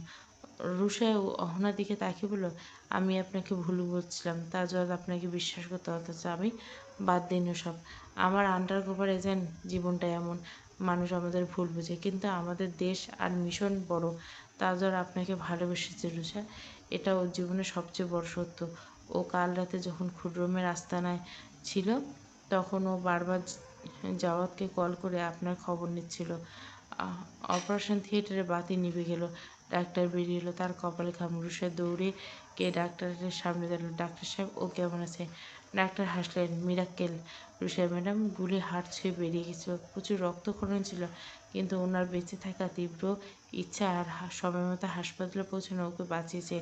এখন উনি বিপদমুক্ত। রুশিয়া হাঁটু গেড়ে বসে পড়লেন মেঝেতে। এটা খুশির কান্না। সৃষ্টিকর্তা তাকে দ্বিতীয়বার সুযোগ দিয়েছেন তার ভালোবাসা ফিরিয়ে পাওয়ার। 2 দিন পর কেবিনের জানলা দিয়ে রোদের আলো তাজওয়াদের মুখের উপর পড়ছিল। তার জ্ঞান ফিরেছে কিছুক্ষণ আগে। রুশিয়া তার মাথার কাছে এসে আপেল কেটছে। দুজনের মাঝখানে অনেক অব্যক্ত কথা। তাজওয়াদ আস্তে করে বলল, রুশিয়া। রুশিয়া আপেল রাখা ছুরিটা নামিয়ে রেখে তার দিকে তাকালো। কথা বলবেন না? ডাক্তার মানা করছে। আমি শুনেছি আপনি নাকি জামশেদের পায়ে গুলি চালিয়েছেন। একজন মেজরের স্ত্রী হিসেবে ভালোই উন্নতি করেছেন। তাজওয়ারের কণ্ঠে সেই পুরনো রসিকতার ছোঁয়া। রুশিয়ার গাল দুটো লাল হয়ে গেছে। সেদিন যদি আপনাকে হারাতাম তবে আমি থাকতাম না। আর হ্যাঁ, আপনি আমাকে মুক্তি দেওয়ার কথা বলেছিলেন না? এই নিন আপনার মুক্তি। রুশিয়া একটা কাগজ তাজওয়ারের সামনে রাখলো। তাজওয়ার অবাক হয়ে দেখল সেটা কোনো মুক্তির নয়, বরং রুশিয়ার হাতে লেখায় বড় বড় করে লেখা, আজীবন কারাদণ্ড। স্থান তাজওয়ারের হৃদয়। তাজওয়ার রুশিয়ার হাতটা ধরে নিজের বুকের উপর রাখলো। এই কারাদণ্ড আমি মাথা পেতে নিলাম মেজর সাহেব। বিকেলে নরম আলোয় হাসপাতালের কেবিনে এক মায়াবী রূপ নিল। বাইরে আবির যে বিস্ফোরণে বেঁচে গিয়েছিল সামান্য জখম, দরজার বাইরে দাঁড়িয়ে মুচকে হাসছে। তাজওয়ার আর রুষার গল্পের এই নতুন সূচনা কি সত্যিই শান্তিময় হবে, নাকি খুররম জেল থেকে বসে নতুন কোনো ছক কষেছে? তাজওয়ারের পরবর্তী মিশন কী হয়ে যাবে? হাসপাতালের কেবিন জুড়ে এক প্রশান্তির নীরবতা। তাজওয়ারের চোখের দৃষ্টি আজ অনেক বেশি নরম। রুশিয়ার হাতে সে আজীবন কারাদণ্ডের লেখা চিরকুটটা সে বুকের সাথে চেপে ধরল। মৃদু হেসে বলল, আপনার এই জেলখানা থাকার আমি সারা জীবন গুলি খেতে রাজি আছি রুশিয়া। রুশিয়ার সাথে সাথে তাজওয়ারের ঠোঁটে আঙুল দিয়ে বাধা দিল, আর চোখ আবার ভিজে উঠল। আর কোনোদিন গুলির কথা বলবেন না। ওই দিন বনের ভিতরে যখন আপনি নিস্তেজ হয়ে পড়েছিলেন, আমার মনে ছিল আমার নিজের শ্বাস থেমে গেছে। এমন মুক্তি আর কোনোদিন দেবেন না আমাকে। তাজওয়ার কিছু বলতে যাবে, ঠিক তখনই দরজায় টোকা পড়ল। আবির আর নীল ভিতরে ঢুকলো। আবিরের মাথায় একটা সাদা ব্যান্ডেজ আর হাতে প্লাস্টার, তবে তার মুখে একগাল হাসি। স্যার, আপনি যে ফিরে এসেছেন এটাই আমাদের জন্য সবচেয়ে বড় মডেল। আবির সেলুট দেওয়ার ভঙ্গিতে বলল। তাজওয়ার হেসে দিল। আবির, তুই না থাকলে তো আমি আজ হাসপাতালে নয় অন্য কোথাও থাকতাম। গ্রেনেডটা ঠিক সময় ফাটিয়েছিল বলে আমার সুড়ঙ্গ পার হতে পেরেছি। নীল এগিয়ে এলেন। স্যার, শুধু আবির নয়, রুশিয়া ম্যামের সাহসিকতা দেখেছেন, তা আমাদের ইউনিট জওয়ানদের হার মানে। জামশেদের পায়ে উনি যেভাবে গুলিটা চালিয়েছেন তার রিপোর্ট তো আমাদের পুরো ডিপার্টমেন্ট ছড়িয়ে গেছে। তাজওয়ার রুশিয়ার দিকে এক অদ্ভুত গর্বের দৃষ্টিতে তাকালো। রুশিয়া লজ্জায় মুখ নিচু করলো। তাজওয়ার বলল, অবশেষে মেজরের স্ত্রী হিসেবে যোগ্য প্রমাণ দিল তাইলে। কেবিন জুড়ে হালকা হাসির রোল উঠল, কিন্তু এই হাসিখুশি পরিবেশে আড়ালে একটা কালো ছায়া দানা বেছে, যা তারা এখনই জানত না। শহরের কেন্দ্রীয় কারাগারে এক নির্জনে বসে সেল। লোহার গার্ডদের পেছনে বসে আছেন খুররমের আরেক ভাই শাহরিয়া। খুররমের মৃত্যুর পর শাহরিয়ার মুখ প্রতিশোধের নেশা এখন তীব্র। তার সামনে দাঁড়িয়ে আছে একজন কালো কোট পরা উকিল, আড়ালে থাকা একজন পুলিশ অফিসার। শাহরিয়ার চোখে রক্তবর্ণ। সে দাঁত কিরমির করে বলল, তাজওয়ার বেঁচে আছে? একটা আস্ত জঙ্গল ঘিরে কমান্ডার অপারেশন হলো, আর আমার লোকগুলা একটা আত্মরা মেজরকে খতম করতে পারলো না। উকিল নিচু স্বরে বলল, স্যার, তাজওয়ারের ব্যাকআপ টিম খুব পাওয়ারফুল। অহনা আর ইন্টেলিজেন্ট ইউনিট পুরো শহর জাল ঘিরে রেখেছে। এখন সরাসরি হামলা করলে বোকামি। শাহরিয়া জানলার গাড়াতে ঘুষি মারল। সরাসরি হামলা আমি আর করবো না। তাজওয়ারের দুর্বলতা আমি জেনে রেখেছি। এই মেয়েটা রুশিয়া, তাজওয়ারকে মারতে হলে ওর শরীর নয়, ওর আত্মায় আঘাত করতে হবে। রুশিয়াকে এমনভাবে শেষ করবে যে তাজওয়ার বেঁচে থেকেও প্রতি মুহূর্ত মরবে। আড়ালে থাকা পুলিশ অফিসার একটা ফাইল শাওনের দিকে এগিয়ে দিলেন। স্যার, রুশিয়ার পুরনো রেকর্ড ঘাঁটতে গিয়ে একটা ইন্টারেস্টিং ব্যাপার পেয়েছি। রুশিয়ার বাবার এক পুরনো শত্রুর সাথে খুররম সাহেবের একসময় লেনদেন ছিল। আমরা চাইলে সেই পুরনো কেসটা আবার খাঁচিয়ে তুলতে পারি। শাহরিয়ার ঠোঁটে এক পৈশাসিক হাসি ফুটে উঠল। পরিকল্পনা পাল্টাও। তাজওয়ারকে আমার আইনের জালে জড়াবো। এমন একটা ষড়যন্ত্র করবো যাতে ও নিজেই নিজের পজিশনে নেয়। আর রুশিয়া, ওকে আমি নিজ হাতে নরক দেখাবো। 7 দিন পর তাজওয়ারকে হাসপাতাল থেকে ডিসচার্জ দেওয়া শুরু হয়েছে। টাকায় আপাতত 1 মাসের বিশ্রামে থাকার পরামর্শ দিচ্ছে ডাক্তার। তবে তাজওয়ার তো মানুষ কি আর বিশ্রামে থাকতে পারে? সে বাড়িতে এসে তার ল্যাপটপ আর ড্রোন ফুটেজ নিয়ে বসে আছে। রুষা এক কাপ গরম চা নিয়ে তার সামনে এসে দাঁড়ালো। আপনি কি আবার শুরু করছেন? ডাক্তার কি বলেছে ভুলে গেছেন? তাজওয়ার চায়ের কাপে চুমুক দিয়ে রুষাকে টেনে তার পাশে বসল। রুষা শান্ত হন। আমি কোনো মিশনে যাচ্ছি না, শুধু খুররম ভাইয়ের নেটওয়ার্কের একটু বোঝার চেষ্টা করছি। জামশেদ ধরা পড়েছে ঠিকই, কিন্তু মূল মাথা এখনো বাইরে। রুষা একটা দীর্ঘশ্বাস ফেলল। সে জানে তাজওয়ারকে থামানো অসম্ভব। তাজওয়ার, আপনি কি কোনোদিন সাধারণ মানুষের মতো বাঁচতে পারবেন না, যেখানে কোনো বন্দুক থাকবে না, কোনো শত্রু থাকবে না? তাজওয়ার রুষার চোখের দিকে তাকালো। তার কণ্ঠে এক গভীর বেদনা ফুটে উঠল। এই ইউনিফর্মটা যখন পরেছিলাম তখন শান্তি বিসর্জন দিয়ে পড়েছিলাম রুষা। কিন্তু আপনাকে পাওয়ার পর প্রথমবার মনে হচ্ছে আমার একটা ছোট্ট ঘর থাকতে হতো, সেখানে কেবল আপনি আর আমি থাকবো। কিন্তু শত্রুপুতে যতক্ষণ এসব শত্রু বেঁচেছে ততক্ষণ আমার কারোই শান্তি নেই। হঠাৎ তাজওয়ারের ফোনে একটা মেসেজ এলো, আননোন নম্বর। মেসেজটা খুলে তাজওয়ারের মুখ থমথমে হয়ে গেল।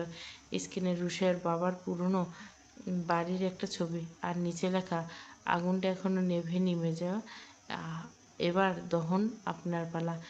তাজওয়ার তৎক্ষণাৎ নীলকে কল করলো। নীল, রুষার বাড়ির আশেপাশে সিকিউরিটি বাড়াও, সিভিল পোশাকে লোক রাখো। শাহরিয়ে নড়াচড়া শুরু করছে। রুষা ভয় পেয়ে গেল। কি হয়েছে তাজওয়ার? বাবা কি কোনো বিপদে?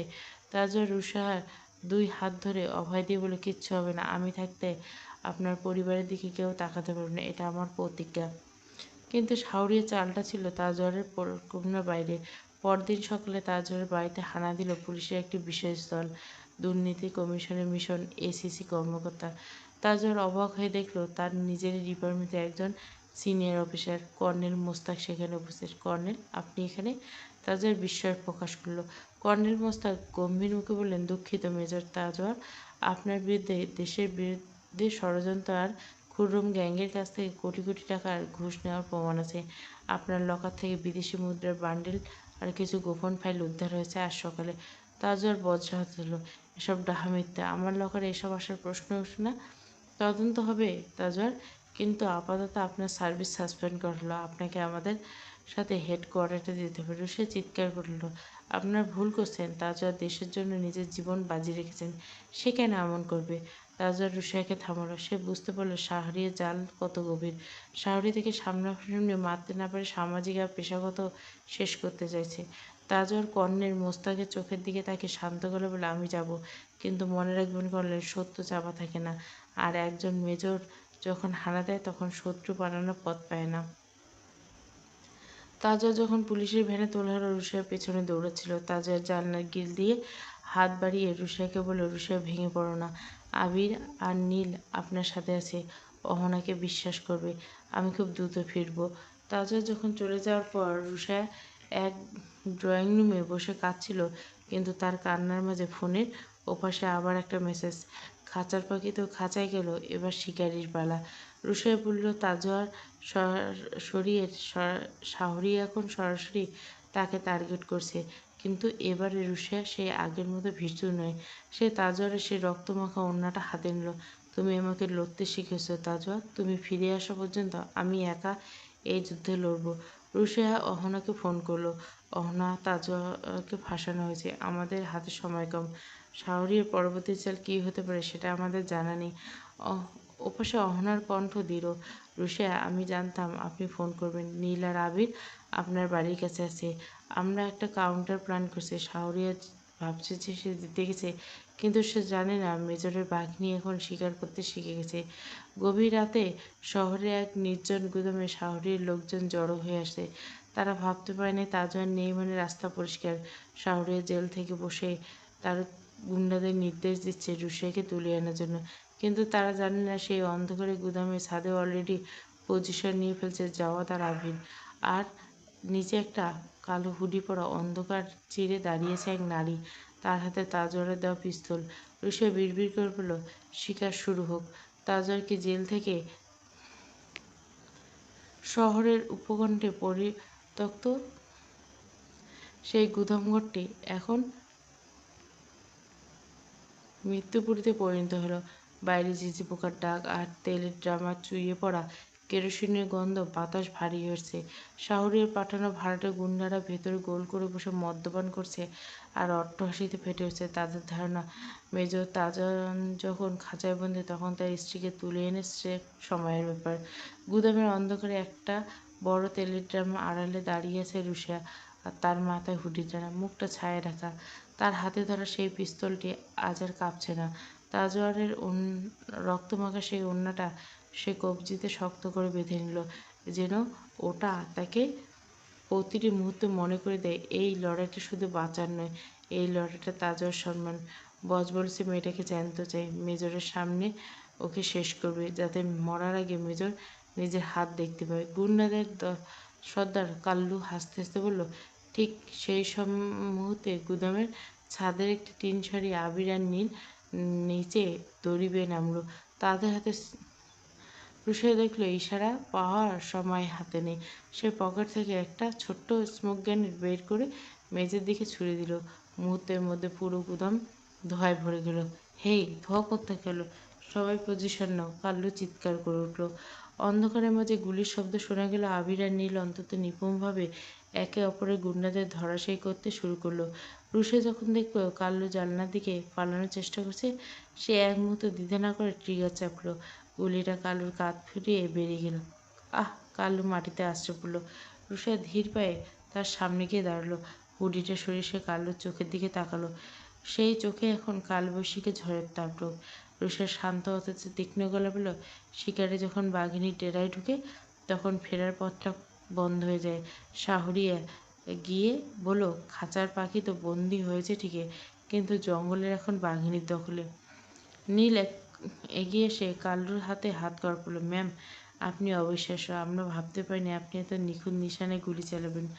রুশিয়া পিস্তলটা বলল, তাজওয়ার আমাকে বলেছিল রুশিয়া ভয় পাওয়াটা স্বাভাবিক, কিন্তু ভয়কে জয় করাটা যোদ্ধার সম্মান। আজ আমি শুধু আমার ধর্ম পালন করছি। এদিকে হেডকোয়ার্টারে এক অন্ধকার ইন্টারোগেশন রুমে বসে আছে তাজওয়ার। তার সামনে উজ্জ্বল একটা ড্রপ লাইট জ্বলছে, যা সরাসরি তার চোখের উপর পড়ছে। কর্নেল মোস্তাক টেবিলের উপর ছবি আর ব্যাংক স্টেটমেন্ট ছড়িয়ে দিল। দেখুন তাজওয়ার, এই স্টেটমেন্টগুলো গত 6 মাস ধরে আপনার অ্যাকাউন্টে এসেছে দুবাই থেকে 3 কোটি টাকা। আর এই ছবিতে দেখা যাচ্ছে আপনি খুরম ভাই শাহরির সাথে এক কফি শপে বসে। এখন আপনি কি বলবেন? তাজওয়ার একটা তাচ্ছিল্যে হাসি আসলো। সে জানতো শাহরিয়ার পরিকল্পনা অনেক গভীর। কর্নেল, আপনি কি সত্যিই বিশ্বাস করেন আমি এত বোকা যে নিজের অ্যাকাউন্টে ঘুষের টাকা নেব? আর এই ছবি, এটা তো ডিপফেক বা এডিট করা। তা বুঝতে একজন সাধারণ টেকনিশিয়ান পাবে। শাহরিয়া আপনাকে ব্যবহার করছে কর্নেল। কর্নেল মোস্তাক রাগে লাল হয়ে গেল। মুখ সামলে কথা বললেন, মেজর, প্রমাণের অভাবে আপনাকে বাঁচানোর কেউ নেই। কোর্ট মার্শাল হবে আপনার। তাজা সোজা হয়ে বসলো, তার চোখে এক বিচিত্র আত্মবিশ্বাস। আমার প্রমাণের প্রয়োজন নেই কর্নেল, কারণ আমার প্রমাণ সোর্স অলরেডি বাইরে কাজ শুরু করেছে। ঠিক সেই সময় ইন্টারোগেশন রুমের দরজা খুলে ভেতরে ঢুকলো অহনা। তার হাতে একটা মেমোরি ড্রাইভ। কর্নেল মোস্তাক ভুরু কুঁচকে তাকালেন। অহনা, আপনি এখানে কেন? তদন্ত চলছে। তদন্ত ভুল পথে চলছিল কর্নেল। অহনার দৃঢ়কণ্ঠ। এই মেমোরি ড্রাইভে শাহরিয়ার সেই গোপন অডিও রেকর্ডিং আছে, যা সে তার উকিলকে বলেছিল কীভাবে তাজওয়ারের লকারে টাকার আর ফাইলগুলো প্রাণ করা হয়েছে। আর মজার ব্যাপার কি জানেন? শাহরিয়ার যে অফিসারকে দিয়ে এই কাজ করেছে, সে এখন আমাদের হেফাজতে। কর্নেল মোস্তাক হাত থেকে ব্যাংক স্টেটমেন্ট কাগজগুলো পড়ে গেল। অহনা তাজওয়ারের দিকে তাকিয়ে স্লান হাসল। রুশিয়া গুদামে হানা দিয়ে শাহরিয়ার মূল ম্যান পাওয়ার শেষ করে দিচ্ছে। কাল্লু সব কবুল করছে। তাজওয়ার বুকের ভিতরটা অজানা গর্বে ভরে উঠল। রুশিয়া পেরেছে। তার সেই নাজুক রুশিয়া আজ প্রকৃতপক্ষে একজন মেজরের জীবনসঙ্গী হচ্ছে। পরদিন সকালে তাজওয়ারের বিরুদ্ধে সব অভিযোগ তুলে দেওয়া হলো। শাহরিয়ার ষড়যন্ত্র ত্রাসের ঘরের মতো ভেঙে পড়ল। তাজওয়ার যখন হেডকোয়ার্টার থেকে বেরিয়ে এলো, দেখল বাইরে একটি কালো গাড়ির সামনে দাঁড়িয়ে আছে রুশিয়া। তার পরনে হালকা নীল রঙের জামদানি, চুলে সাধারণ একটা খোঁপা, কিন্তু তার চোখে সেই বাঘিনীর তেজ বিদ্যমান। তাজওয়ার দৌড়ে গিয়ে রুশিয়াকে জড়িয়ে ধরল। শত শত অফিসারের সামনে সে আর আজ কোনো প্রোটোকল মানল না। রুশিয়ার কাঁধে মুখ গুজে সে ফিসফিস করে বলল, আমি জানতাম আমার বাঘিনী আমাকে হাঁটতে দিবে না। রুশিয়া তাজওয়ারের বুকে মাথা রেখে ডুকরে কেঁদে উঠল। আপনাকে ছাড়া আমি খুব একা হয়ে পড়ছিলাম তাজওয়ার, কিন্তু আপনার উপর আমার বিশ্বাস আমাকে দুর্বল হতে দেয়নি। হেডকোয়ার্টারে সেই দমবন্ধকর করা পরিবেশ থেকে মুক্তি পেয়ে তাজওয়ার যখন গাড়ির পিছনে সিটে বসলো, তার সমস্ত ক্লান্তি নিমেষে উধাও হয়ে গেল রুশিয়ার স্পর্শে। সে লক্ষ্য করল রুশিয়ার সরু কবজিতে তার রক্তমাখা ওড়নাটা এখনো শক্ত করে বাঁধা। ওড়নার সাদা জমিনে রক্তের দাগগুলো শুকিয়ে খয়েরি হয়ে গেছে, যা গত কয়েক ঘন্টার ভয়াবহ যুদ্ধের সাক্ষী। তাজওয়ার পরম মমতায় রুশিয়ার হাতটা নিজের হাতে মুঠোয় নিল। সে অনুভব করল রুশিয়ার আঙুলগুলো এখনো সামান্য কাঁপছে। তাজওয়ার নিচু স্বরে জিজ্ঞেস করল, রুশিয়া, আপনার হাত কাঁপছে কেন? আপনি কি এখনো ভয় পাচ্ছেন? রুশিয়া জানালার বাইরে তাকিয়ে ছিল। তাজওয়ারের কথায় সে ঘুরে তাকালো। তার ডাগো ডাগো চোখের জল চিকচিক করে উঠল, কিন্তু ঠোঁটে লেগে রইল এক চিলতে তৃপ্তি এসে। সে ধরা করলে বলল, ভয় তখন পাচ্ছিলাম তাজওয়ার, যখন আপনি সেই লোহার গারদের ওপাশে ছিলেন। আমার মনে হচ্ছিল চারপাশ থেকে অন্ধকার আমায় ঘিরে খাচ্ছে। এখন তো আপনি আমার পাশে, এখন আর ভয় কিসের? একটা সত্যি কথা করে বলুন তো। রুশিয়া থামল। তাজওয়ার চোখের দিকে স্থির দৃষ্টিতে তাকিয়ে সে আবার বলল, আপনি কি সত্যি বিশ্বাস করেছিলেন আমি ওই গুন্ডাদের সামলাতে পারবো? আমি তো বন্দুক ধরতেও ঠিক মতো জানতাম না। তাজওয়ার ঠোঁটে সেই চিরচেনা রহস্যময় হাসিটা ফুটে উঠল। সে রুশিয়ার হাতটা নিজের বুকের উপর চেপে ধরে, যেখানে তার স্পন্দন স্পষ্ট অনুভব করলো। গম্ভীর গলা তাজ বলল, আমি বিশ্বাস না রুশিয়া, আমি জানতাম আপনি পারবেন। একজন মেজরের জীবনসঙ্গী হওয়া মানে শুধু তার সাফল্যের অংশীদার হওয়া নয়, তার অনুপস্থিতিতে তার যুদ্ধের ময়দানে আগলে রাখা। আপনি আজ শুধু আমাকে বাঁচাননি, আপনি আমার ইউনিফর্ম সম্মান বাঁচিয়েছেন। রুশিয়া তাজওয়ারের কাঁধে হাত রাখলো। একটা দীর্ঘশ্বাস ফেলল। আমি আসলে এত কিছু বুঝিনি তাজওয়ার। আমি শুধু আমার ভালোবাসাটাকে বাঁচাতে চেয়েছিলাম। ওরা আপনাকে আমার কাছ থেকে ছিনিয়ে নিতে চেয়েছিল, আর আমি চেয়েছিলাম ওদের বুঝিয়ে দিতে। তাজওয়ার জীবন মানে রুশিয়া, আর তাজওয়ার রুশিয়ার শেষ রক্তবিন্দু মানে তাজওয়ারের জয়। আপনার সম্মানটুকু ধুলোয় মিশতে দেওয়া কি আমার সাজে? তাজওয়ার আর কিছু বসল না, কোনো কথা বলার প্রয়োজন বোধ করল না। সে শুধু রুশিয়ার কপালে একটা দীর্ঘ চুমু খেল। তার চোখের কোনো অজান্তে এক ফোঁটা অশ্রু চিকচিক করে উঠল। সে দ্রুত আড়াল করে নিল। সে মনে মনে প্রতিজ্ঞা করল, যে মেয়েটা তার সম্মানের জন্য আজ বাঘিনী হতে পেরেছে, তার জন্য প্রয়োজনে পুরো পৃথিবীর বিরুদ্ধে একাই যুদ্ধ ঘোষণা করবে। গাড়ি যখন দ্রুত গতিতে বাসার দিকে ছুটছে, তখন পিছন সিটে দুই বাসিন্দার এক অবিচ্ছেদ্য বন্ধনে নীল হয়ে আছে। কিন্তু তাদের এই সুখের মুহূর্তটা দীর্ঘস্থায়ী হলো না। নীল তাড়াহুড়ো করে বলে উঠল, স্যার, একটা খারাপ খবর আছে।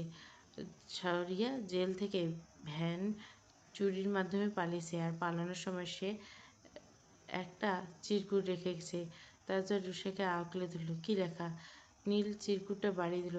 সেখানে রক্ত দিয়ে লেখা, খেলা তো সবে শুরু, রুশিয়ার জীবনে সেই বড় গোপন সত্যটা এবার জনসম্মুখে আসবে।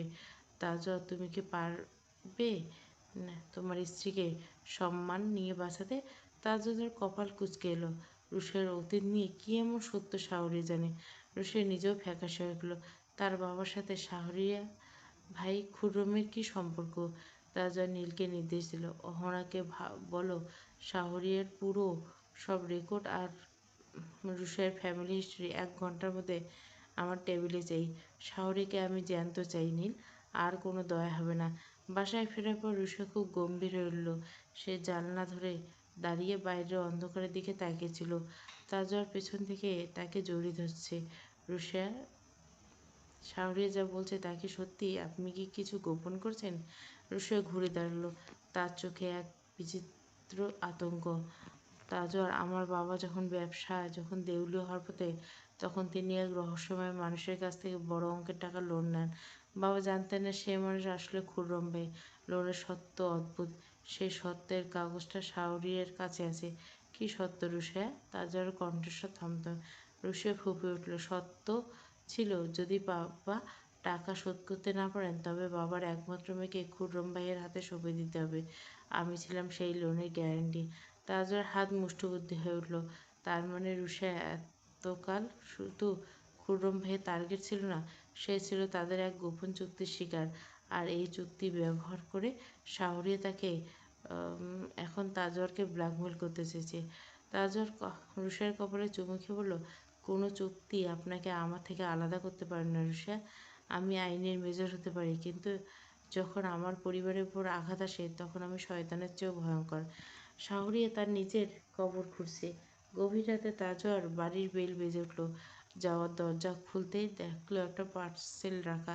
পার্সেলের ভেতরে বিয়ের পুরনো ইনভিটেশনের কার্ড, তার সাথে শাহরিয়ার রক্তমাখা আঙ্গুল। কার্ডে লেখা, আগামী পূর্ণিমায় রুষা হবে আমার, না হলে রুষার বাবা আর তাজোয়ার দুজনকে কবরে পাঠাবো। পূর্ণিমা আসতে আর 3 দিন বাকি। তাজোয়ার হাতের সময় খুব কম। সে কি পারবে শাহরিয়ার সেই আদিম এবং নিষ্ঠুর চুক্তি থেকে রুষাকে বাঁচাতে, নাকি রুষাকে অতীত তাকে চিরদিনের মতো হারিয়ে ফেলবে? মেজর, তাজওয়াত ও আসিফ, পর্ব 3। পুরো গল্পটা প্লেলিস্টে। আর একটা পর্ব আছে, শেষ এই গল্প রাতেই দিয়ে দিব।